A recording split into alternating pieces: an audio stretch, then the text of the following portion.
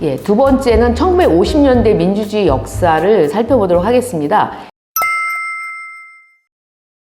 반공에 표익된 민주주의라는 제목으로 제가 이제 설명을 드릴 텐데요. 정말 한국전쟁이 끝나고 나서, 아니 어쩌면 1948년에 대한민국 정부가 수립된 이후에 한국 사회의 가장 강력한 이념으로 작동했던 것은 반공이었습니다. 이 반공주의라고 하는 것이 민주주의를 상당히 압도하는 그런 시대가 특히나 한국전쟁이 끝난 1950년대에 이루어졌습니다. 그래서 제가 생각할 때 이 민주주의 관점에서 역사를 보면서 다시 한번 생각해 보던 게 뭐냐면은 1948년 8월 15일 날 대한민국 정부가 수립되면서 제1조의 대한민국 민주공화국이다 라고 하는 걸 명시를 했는데, 그 직후에 이승만 정부가 한 일이 뭐냐면 제주도에서 4.3 사건이 일어나고 한 6개월 정도가 이제 지난 1948년 10월에 제주도에 계엄령을 선포하고 주민들을 좌익으로 몰며 학살하는 사건이 벌어졌습니다. 그리고 10월에 여수 순천에서도 국군이 말하자면 이 제주도로 파견되는 것에 항의하면서 봉기를 했기 때문에 이걸 또 진압하는 과정에서 많은 이제 주민들이 학살이 됐는데요.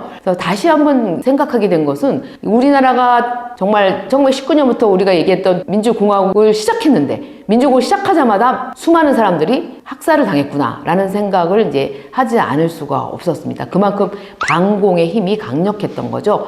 이러한 어떤 제주도에서 학살과 여순 순천에서의 학살 이후에 1948년 12월에 국가보안법이 제정이 됩니다. 그리고 나서 이승만 정부가 1949년 6월에 이걸 1948년 6월 공사라고 하는데요. 1948년 6월에 많은 사건이 일어나는데 이 사건들의 결과는 반공체제의 강화입니다. 첫 번째가 국민보도연맹이 결성이 됩니다.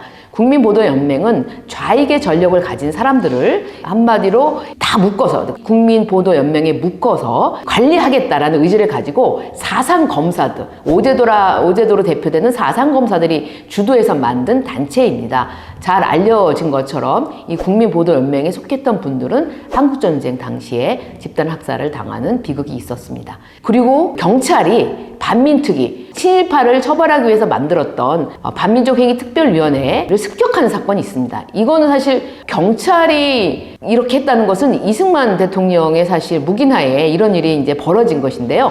일제의 악랄한 경찰로 유명했던 노덕술이 반민특위에 잡혀가게 되면서 호시탐탐 반민특위를 노리고 있었던 경찰이 습격을 하게 되는 사건이었는데, 이 사건에 국회가 굉장히 분노하면서 문제 제기를 했지만 이승만은 아무런 문제가 없다고 이야기했고, 경찰들은 어떻게 했냐면 우리 다 물러나겠다 이렇게 배수진을 쳤습니다. 근데 놀랍게도 이 사건으로 반민특위는 거의 제 역할을 하지 못하게 되고 1년도 안 돼서 1949년 1월에 출발을 했지만 1949년 8월에 결국 활동을 마무리하게 됩니다. 그래서 우리가 알고 있는 친일파들이 결국은 처벌받지 않고 처단되지 않고 친일파 청산이 이루어지지 못했다고 하는 것은 그 사건이 바로 이 사건입니다. 그 다음에 국회 프락치 사건이라고 해서 이승만 정부에서 국회에서 소장파로 활동하고 있었던 국회의원들을 간첩으로 몰아서 체포하는 사건이 이제 벌어지게 됩니다. 이 사건에서도 소장파들이 국가법 제정에 반대하고, 그다음에 남북 통일을 추구하고, 그다음에 이 미군이라든지 외국군 철수를 요구했기 때문에 그런 것들이 다 북한의 주장을 그대로 따르는 것이다 라는 논리로 국회의원들을 잡아갔습니다. 그리고 6월에 김구가 암살을 당합니다. 근데 김구가 암살을 당했을 때 김구를 암살한 안도희가 사실은 한독당, 김구가 이끄는 한독당 당원으로서 김구의 노선에 불만을 품고 죽였다라고 얘기했지만, 차후에 역사 연구에 의해서 밝혀진 거에 따르면 이 사람은 사실 테러를 한 것이고 백이사라고 하는 테러 집단 의 일원이었고, 또 하나는 이 미국 방첩대 요원이었다라는 게 밝혀졌습니다. 이렇게 1949년 6월을 지나면서 반공체제가 더욱 강화가 됐고요. 여기에 발맞추어 이승만 대통령은 반공동원체제를 마련합니다. 이 반공동원체제라는 것은 대한국민회, 대한청년단, 대한부인회, 대한노동총연맹, 대한농민총연맹 이런 단체들, 그리고 이제 학생들은 학도호국단을 만들어서 이러한 조직들의 총재가 대한부인회만 프란체스카, 이승만 대통령의 부인이 하고, 나머지 모든 그 단체의 총재는 다 이승만이었습니다. 이렇게 반공동원체제를 강력하게 작동시키면서 전 국민을 말하자면 이 동원체제에 어느 단체에도 속하지 않을 수 없게 이렇게 만들었습니다. 근데 이거를 제가 이제 설명을 하니까 학생이 수업 시간에 저한테 그런 얘기를 하더라고요. 반공을 앞세우면서 공산당하고 똑같은 방식으로 나라를 다스리는 건 뭐냐? 저한테 이런 질문에서 제가 똑똑하네 이런 생각을 했던 적이 있습니다. 예, 정말 아이러니한 거죠, 사실은. 예, 저는 그런 말을 풀어서 해본 적이 없어요. 그러니까 생각해 본 적도 없는데 학생들이 들을 때는 공산당하고 똑같은 걸 하면서 공산당에 반대하는 반공을 한다고 이렇게 이야기를 하더라고요. 예, 제 인상 깊은 수업이었습니다. 그러면서 이제 이승만 대통령과 이승만 정부는 일민주의라는 것을 앞세웠습니다. 일민주의라고 하는 것은 그 일민이라는 게 하나의 백성. 그러니까 정확히 얘기하면 이건 무슨 얘기냐면 일단 일당이어야 됩니다. 그러니까 정당 정치 자체를 거부하고 일당에 의해서 주도되는 그리고 그 중심에 영도자로서의 이승만이 있는 민주주의 체제다 이렇게 얘기하는데 사실 누가 봐도 이건 민주주의가 아니고 사실 파시즘인데 파시즘 체제를 주장한 것이었음에도 불구하고 이것은 민주주의는 부족하다. 반공을 하기에는 민주주의를 부족하기 때문에 민주주의보다 더 나은 일민주의를 만들었다. 나를 중심으로 해서 그러니까 이승만을 중심으로 해서 영도체제를 마련하고 일민주의를 강조하면 이것이 반공에 적합한 그런 어떤 민주주의 논리다 이렇게 이야기를 했는데 읽으면 읽을수록 그냥 이거는 반공 파시즘 논리의 다름이 아니다라는 생각을 하게 됩니다. 그리고 아까 말씀드렸던 것처럼 민주주의 대 공산주의 프레임이 이때 완전히 이제 고착이 되죠. 사실 민주주의 대 공산주의 프레임이 45년 이후에 나왔을 때 좀 재미있는 기록이 있는데 그건 뭐냐면 미국 신문에서 어떻게 민주주의 반대가 공산주의냐 전체주의고 굉장히 좀 놀랍게 한국이랑 당시에 타이완에서는 어떻게 민주주의 대 공산주의 프레임으로 이렇게 주장을 하지? 라고 얘기했지만 결국 이 민주주의 대 공산주의 프레임은 반공이 강화되면서 그리고 전 세계적으로 냉전이 강화되면서 미국에서 이런 책들이 이제 출간이 되기 시작합니다. 민주주의 대 공산주의. 그럼 한국에서는 바로 들여와가지고 이걸 번역해서 직접 지금의 교육부에 해당하는 문교부에서 번역해가지고 이걸 막 나눠주고 이렇게 하면서 이 프레임이 완전히 고착화됩니다. 그리고 또 하나는 재미있는 게 반공 민주 교육이라는 게 당시에 있었어요. 이선근이라는 분이 문교부 장관으로 이제 취임을 하면서 한국전쟁 이후에 나는 반공 민주주의 교육에 앞장설 것이다. 이렇게 주장을 합니다. 근데 사실 내용은 반공 민주주의 교육인데 반공을 강조한 거죠, 사실은. 민주를 붙이는 방식으로 이렇게 했고, 이런 반공 민주 교육에 기반해서 학도국단을 설치를 합니다. 그래서 학도국단이라고 하는 것은 학생들한테 군사훈련을 시키는 거잖아요. 그래서 학생들한테 군사훈련을 시켜서 군사주의 교육을 시키는 학도국단을 설치하고 그것이 반공 민주교육의 정점이다. 반공적이어야 민주적이고 민주적이어야 반공적이었다. 이게 당시의 구호였어요.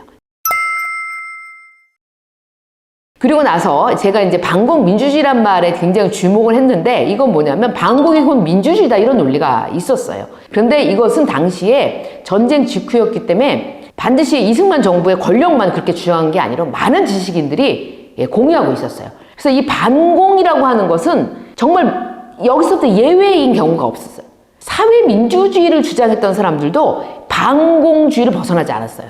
그러니까 이 시대에 반공주의를 벗어나는 사람들은 지극히 드물었는데도 불구하고 이승만은 반공주의로 조금만 벗어났다 생각하면 이제 탄압을 한 거죠. 그래서 반공 민주주의가 권력도 지식인도 다 함께 공유하는 지배 담론이었는데 여기서 이제 문제가 생겨요. 이승만이 특권을 누리면서 독재를 하기 시작하니까 반공주의는 벗어나지 않으면서 독재 비판하는 그런 민주주의가 등장하게 됩니다. 그것도 사실 반공민주주의거든요. 그래서 반공민주주의가 지배담론으로 힘을 갖기도 하지만 결국 대안담론이 되기도 합니다. 그래서 사상계에서라고 대표되는 그 당시 지식인들이 즐겨봤고 대중들을 좋아했던 잡지에 독재는 인정할 수 없다라는 논리들이 이제 계속 실리게 되면서 이승만을 이제 비판하게 됩니다. 그래서 결국은 이승만 정부가 이제 무너지고 4.19가 일어나게 될 때 조가경이라는 서울대 철학과 교수님이 있었는데 이런 이야기를 합니다.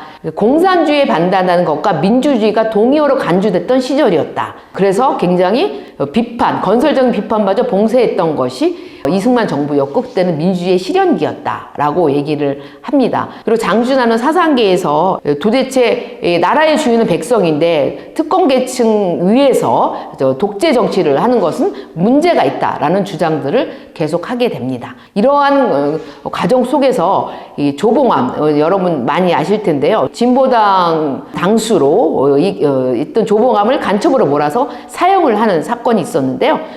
요즘과 관련해서 뭐 설명드릴 일이 잠깐 있는데 그게 뭐냐면 조봉암을 처음에 1심에서 간첩죄를 무죄 판결을 했습니다. 무죄 판결을 하자 100여 명의 부부 청년들이 법원으로 몰려갔어요. 그래서 최근에 이제 서부지법 폭동이 있었을 때 그것을 보고 예전에는 58년에 있었다. 그때도 폭동이 있었다. 그래서 제가 찾아봤더니 그때는 폭동이 아니고 복도에 들어가서 100명이 소리치고 나온 거였어요. 그 다음에 전 대법원장인 굉장히 강도 높게 비판했어요. 그래서 그 사실을 알고 있는 저로서는 이번에 서부지법 폭동 때 대법원장을 비롯해서 법원에서 아무런 얘기를 안 해서 큰 충격을 받았죠. 왜? 이 1958년에 법원에 구구 청년들이 들어갔던 사건보다 지금 사건은 유례가 없는 사건이거든요. 들어가서 때대로 푸셨잖아요. 그리고 뭐 판사를 부르고 다녔잖아요. 그런 일을 했는데도 대법원장이 가만히 있어서 제가 깜짝 놀랐습니다. 예. 어쨌든 이때 진보당을 해산했고 그 다음에 당수 조봉암을 간첩으로 몰아 사용을 했는데 이 조봉암이 주장한 게 뭐였냐면 평화통일이었잖아요.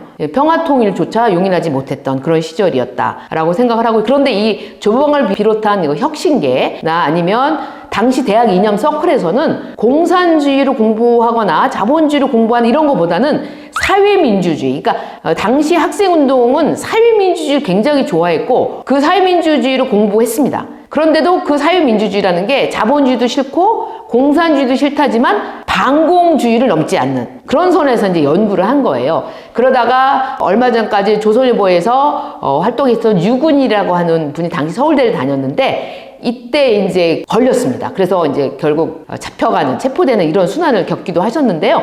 그랬지만 사회민주주의를 표방하는 그런 문화들이 많이 남아 있었습니다. 그러나 중요한 것은 사회민주주의든 아니면 진보당 당수였던 조봉암이든 누구도 이 시대에 반공을 넘어서는 경우를 찾아보기가 굉장히 힘들었다. 그래서 이 민주주의라는 것이 이 반공을 벗어나는 게 굉장히 어려웠구나라는 생각을 했고 그 다음에 1970년대에 제야 세력들이 민주주의 구국선언 이런 걸 굉장히 많이 했는데 그때도 반드시 앞에는 공산당은 오판 말라, 북한은 우리를 이용하지 말라라는 내용이 반드시 들어가 있었습니다. 그래서 이 반공이라는 것은 1970년대까지도 민주화 운동에도 큰 영향을 미쳤던 그런 이데올로기다라고 말씀드릴 수 있겠습니다.